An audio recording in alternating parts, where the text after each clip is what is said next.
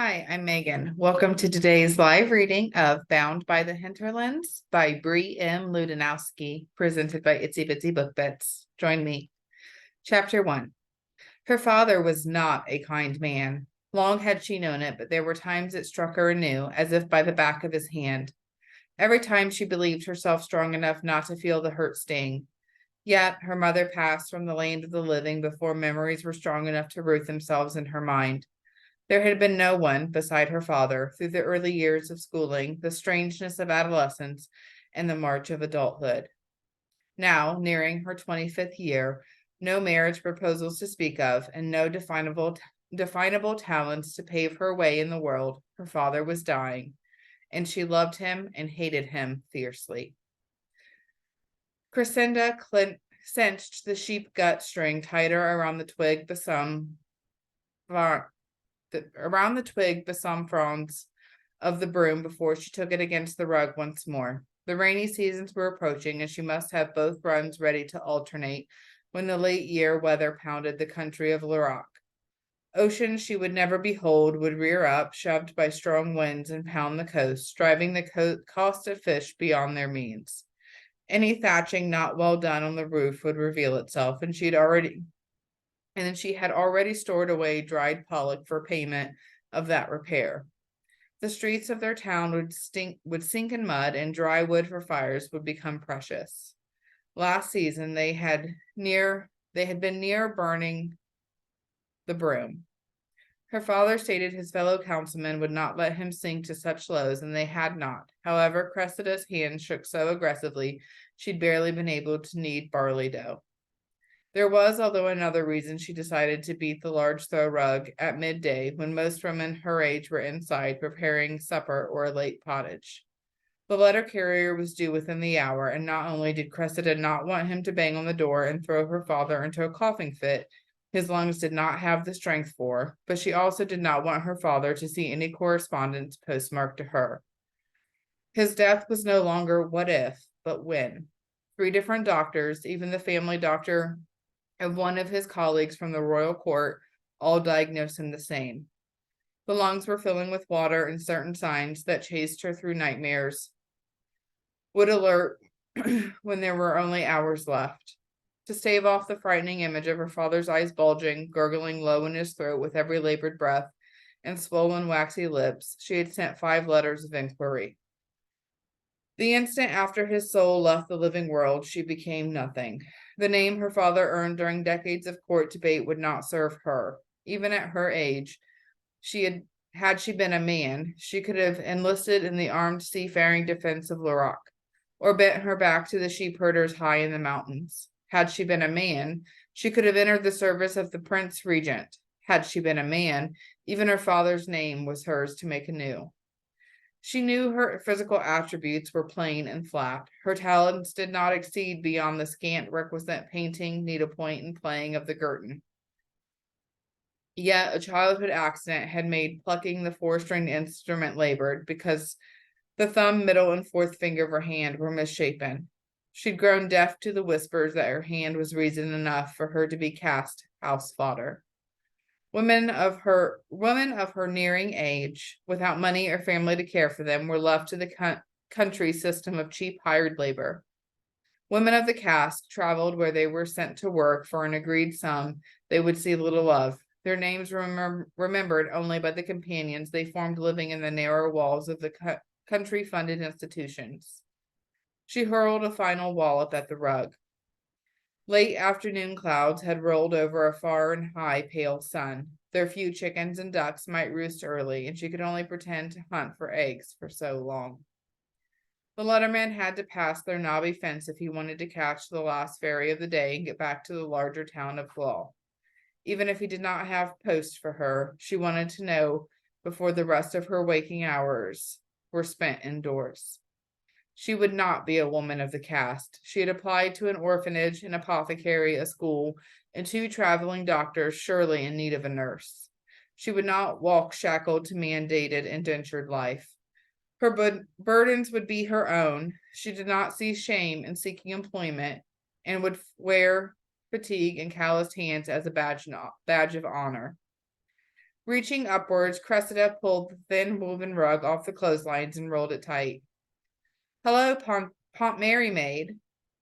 She lugged the fabric under her arm and shook back the brown hair that had fallen free in front of her face.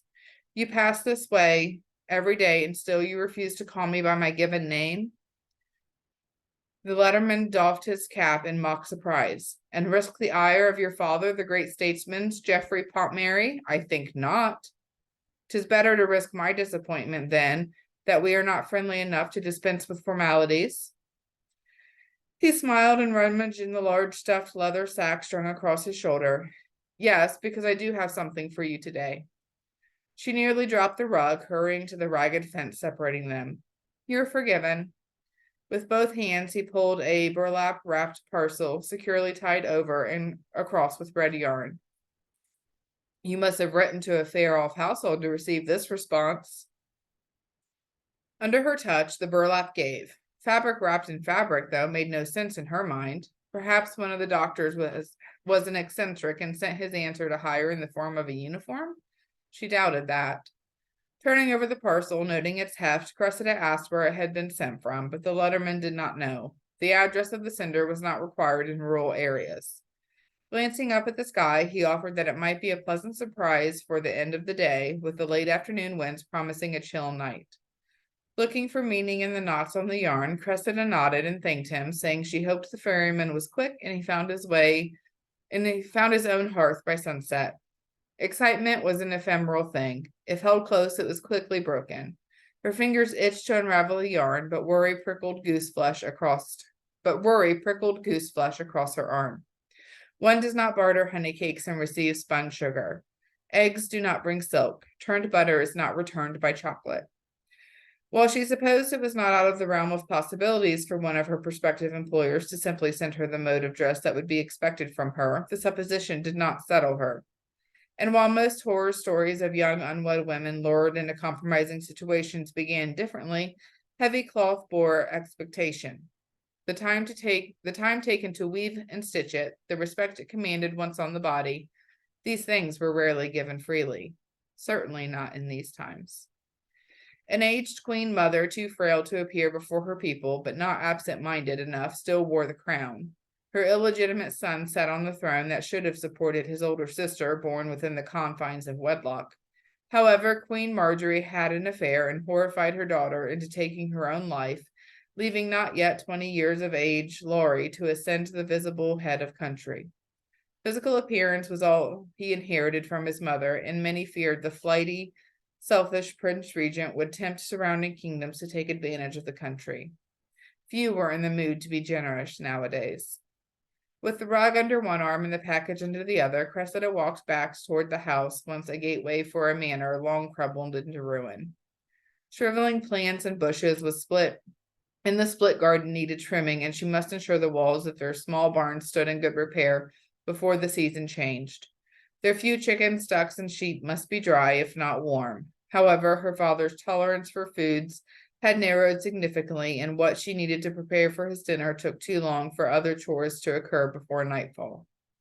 Inside and near the hearth that heated the small dwelling, Cressida stirred embers and lit a fresh faggot to encourage burning until she could stoke the flames in earnest when she returned with sheep's milk for her father's supper.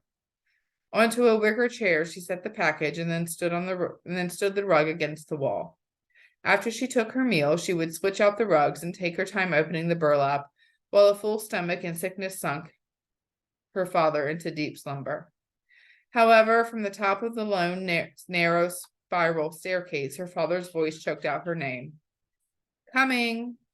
In the room they no longer shared, his illness making it impossible for her to sleep through the night, and his sensitivities to her stirring or sighing tenfold to what they used to be. His frail form waited beneath all the blankets in the house, save the one she slept under. He gripped the coverings tightly, blinking with effort, this illness increasing the mucus in his eyes daily. Did the post come? Yes, father. Was there a package? Yes, father. Fetch it. Excitement was transitory, so it wasn't for her. She was not selfish for thinking otherwise, perhaps naive, though. So long as her father had control, there was no room for her to step away from his side. Cressida moved briskly and returned with the package. Ade's trembling hands reached forward, and she placed it carefully in his grasp. Expectation clogged his breathing, and she offered his spit bowl so he could dislodge phlegm. With a chin jerk and pursed lips, he bid her to hold the receptacle close to his mouth. Discarding the submitted substance out the window, she then neared the bed again, hands lightly clasped behind her back, content to let her father struggle with his task. In the early weeks of his illness, she quickly learned what her father accepted. She was allowed to feed him, bathe his face, and supply ointments doctors promised would offer ease. Letter writing, mobility, and companionship were things she need not concern herself with. It was several minutes before he undid the first knot, and several more before he bade her fetch a knife. Across the cream and butter yellow of the patchwork blankets, the cut red yarn shriveled in length like crippled veins. She averted her gaze. Her father unfurled what the burlap revealed with a snap to direct her attention. A dress, a brushed wool dress with sparse stitchwork along the lengthy drape of the sleeves in muted blue. Plain and unassuming in style and color, it was, however, by far the finest piece of clothing she owned since her entrance into society some 9 years prior.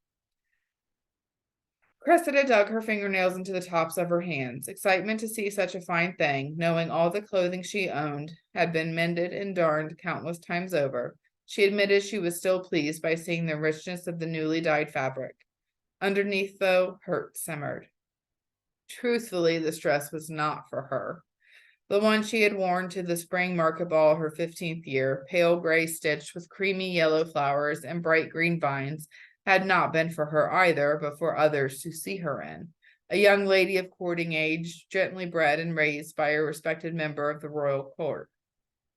"It's lovely," she said behind a swallow. "Tomorrow you'll wear it."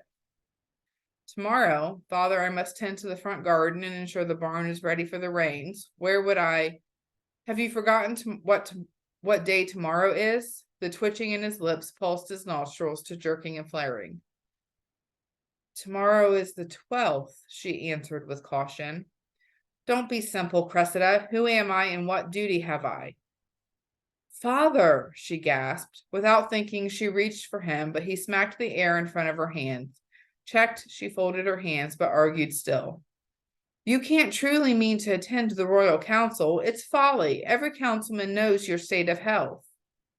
"And I do not?" he bellowed, quickly silenced by fearsome coughing, spittle hanging from his lips. "'Tis not what I meant." She placed a small jar of camphor in front of him. "Those men know you well and will not question your loyalty to the crown if you remain home." He doubled over the cream, sucking its coolness in like a thirsty man drinks water. "Well, I know myself," he choked in answer. "Well, I know what I'm capable of and what happens when I die." Many things would happen, the least of which would be a cataclysm of emotions trounced upon her, guilty relief among them. "Maybe," he continued, laboring to steady his breathing, "you think life shall continue on in this simple, easy way." Cressida crossed her arms across her chest, hoping it would restrain a tart reply about where the easy life he spoke of existed, for she did not know it. "I have never thought such. I am aware of what a woman of my lack of prospects, no talent, no great beauty, and no connections. While I draw breath, it is also my duty to see to your care." "Meaning?" "Do you expect some benevolent man to fall from the sky? You will wear this dress tomorrow and attend court with me." Her mouth quivered now, and she feared to speak, lest rage pour forth. There had never been tenderness between them, but Cressida believed her father respected her for the flesh and blood daughter she was to him, set to carry their name throughout life and bear it well. Perhaps he even acknowledged that while he worked diligently at court, she attended all the needs of the home, assuring his comfort when he returned. Incorrect. Her bearing his name and blood meant only that she might fetch a respectable pair of eyes, content to have a hard-working wife at his side and in his bed, strong back and hips to bear him children, accustomed to work but raised by a nobleman, should the musings of the court roll in their favor and they find themselves living in the royal city of Euclid. Was she not human too, more than a burden her father sought to relieve his conscience of?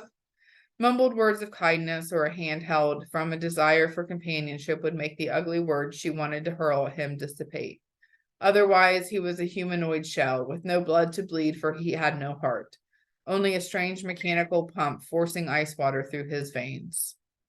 Perhaps a man would want a wife paraded before him like livestock, and she might find more peace beside him than she had hitherto known.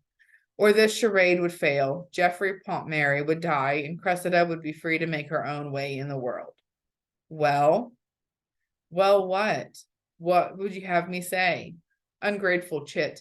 Go to the lavatory and bathe. Take money from the coffer. We have no credit left for soap flakes. The carriage will be here 1 hour after dawn. Father, I must make supper and bring more wood in for the night's fire. There isn't time to go to town and obey me. Her arms fell to her side. And leave you cold and hungry this night? I would rather die knowing my daughter is. Spare me. She spun and fled down the stairs.